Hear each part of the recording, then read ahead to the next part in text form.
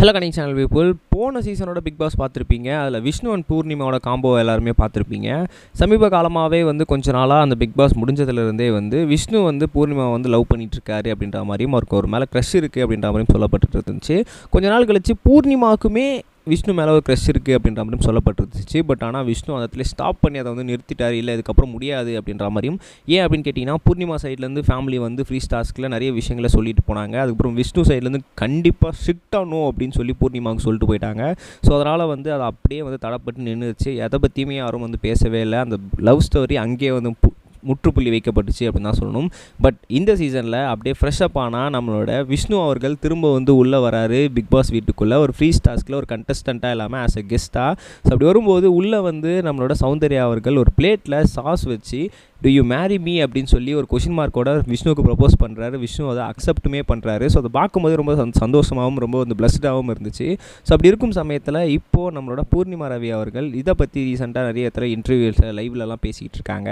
So இது மாதிரி அதை பார்க்கும்போது எனக்கு சந்தோஷமாக ஒரு பக்கம் இருந்தாலும் பல இடத்துல வேதனையாக தான் இருக்குது. ஏன்னா உள்ளே என்ன நடந்துச்சு அப்படின்னு சொல்லி நிறைய பேருக்கு தெரியாது, சில பேருக்கு மட்டும்தான் தெரியும். ஸோ அப்படி இருக்கும் சமயத்தில் இது பார்க்கும்போது ஒரு பக்கம் கொஞ்சம் இரிட்டேட்டிங்காக தான் இருக்குது அப்படின்ற மாதிரி பூர்ணிமா கமெண்ட் பண்ணிகிட்டு இருக்காங்க. ஸோ பூர்ணிமாக்கே இந்த அளவுக்கு அஃபெக்ட் ஆகிருக்கு அப்படின்னும் போது கண்டிப்பாக மாயா சும்மா இருக்க மாட்டாங்க. ஏன்னா அவங்க இந்த சீசன் ஃபுல்லாகவே ஆக்டிவாக ட்விட்டரில் நிறைய இந்த சீசனை பற்றி கமெண்ட் பண்ணிகிட்டு இருக்காங்க. அந்த சீசனோட கண்டஸ்டன்ட் பற்றியும் போன சீசனில் இருக்க கண்டஸ்டன்ட்டுமே வம்பு எடுத்துகிட்டு இருக்காங்க. ஸோ கண்டிப்பாக விஷ்ணு உள்ளே போய் இந்த மாதிரி அட்டம்ப்டில் ஈடுபடும் போதும் சரி, அவங்க ஆல்ரெடி சௌந்தர்யா லவ் பண்ணிட்டு இருந்திருக்காங்க. அது மட்டும் இல்லாமல் இப்போ உள்ளே சும்மா போயிருக்காங்க கெஸ்டராக அப்படின்னும் போதும் சரி, கண்டிப்பாக அது சும்மா இல்லாமல் அவர் என்ன பண்ணுவாங்கன்னா மாயா கண்டிப்பாக வம்பு இழுப்பாங்க. ஸோ அப்படி இருக்கும்போது ட்விட்டர்லேயும் சரி இன்ஸ்டாலையும் சரி கண்டிப்பாக ஒரு சண்டை இருக்குது அப்படின்றது நல்லாவே தெரியுது.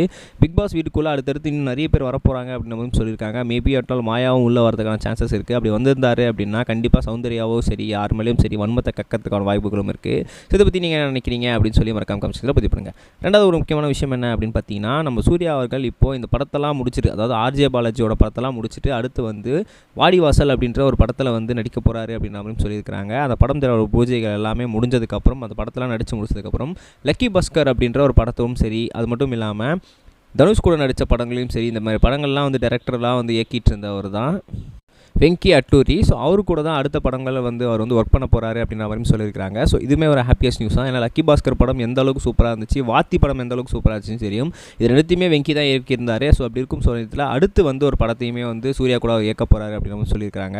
இந்த படம் ஒரு பேசிக்கான ஸ்டோரி என்ன அப்படின்னு பார்த்தீங்கன்னா, ஃபஸ்ட்டு இன்ஜின் எப்படி உருவாக்கப்பட்டாங்க அப்படின்ற மாதிரியுமே அந்த படத்தை கதையாக இருக்க போதாம். அதனால் அந்த படத்துக்கு 760cc அப்படின்ற மாதிரியும் பெயரிடப்பட்டிருக்கு. ஸோ இதை பற்றி அப்டேட் கண்டிப்பாக அஃபிஷியலாக வரும். நம்ம நெக்ஸ்ட் வீடியோ கைஸ் பை. இது வரைக்கும் கனெக்டிங் டிவிக்கு சப்ஸ்கிரைப் பண்ணனா மறக்காமல் சப்ஸ்கிரைப் பண்ணிக்கங்க.